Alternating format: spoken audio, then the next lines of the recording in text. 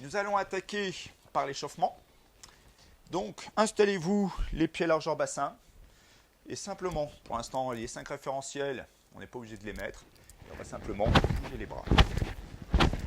Ici. Prenez le temps.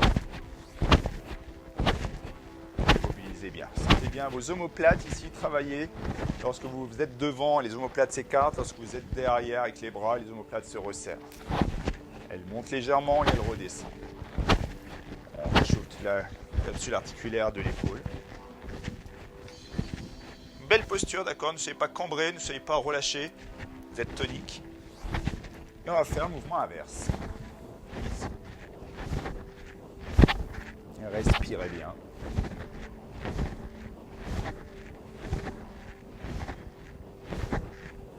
Sourire. Et relâchez. Le buste penché à l'avant, les fesses bien vers l'arrière. Lorsque je ne veux pas voir, c'est un dos rond, d'accord. Et le dos rond se fait lorsque les hanches restent enfermées. Donc poussez bien vos fesses à l'arrière, la colonne va s'allonger d'elle-même. Et simplement, on va croiser et décroiser les bras. Le regard au sol pour aligner les cervicales. On monte et on resserre. On réchauffe ici toute la ceinture scapulaire. Et on va partir devant, derrière. Là. Mais toujours la colonne bien élancée. Inspire, expire. Rien que ce mouvement-là. Les épaules se réchauffent tout doucement. Et vous revenez tranquillement. Rotation en levant un pied puis l'autre. Vous pouvez laisser faire les bras si vous voulez. D'accord, ils vont venir taper légèrement sur vos hanches, sur votre taille. Ou alors vous maîtrisez. Mais levez bien les pieds pour éviter les torsions de genoux. Là, on réchauffe globalement. Et on va stabiliser les pieds. Et on va faire simplement rotation ici du buste. Simplement ce mouvement-là.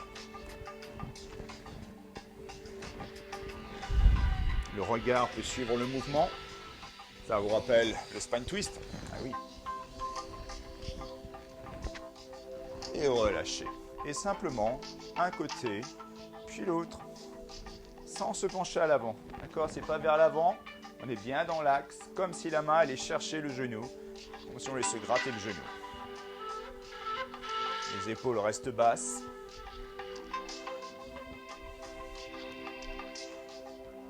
Et vous revenez dans l'axe.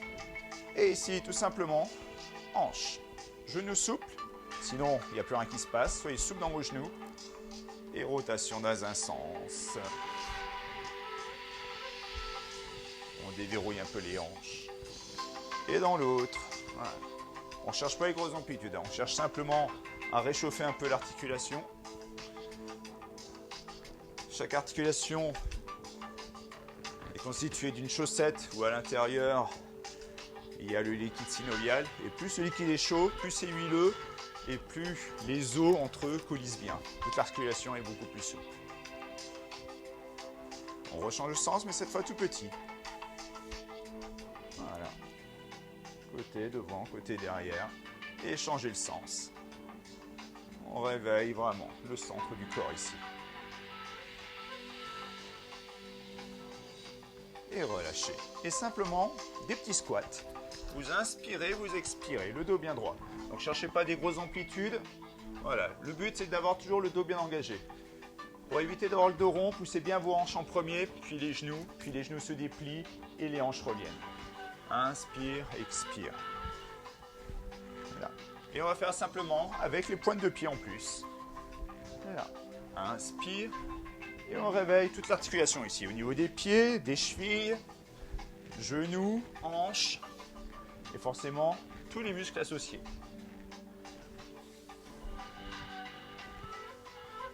Et relâchez. Et en mettant les 5 référentiels, périnée, ventre, respiration thoracique, la fausse inspiration, placement des épaules. D'accord. Une fois que vous avez vos 5 référentiels, inspire, expire, expire. Simplement ça. Les hanches restent bien de face.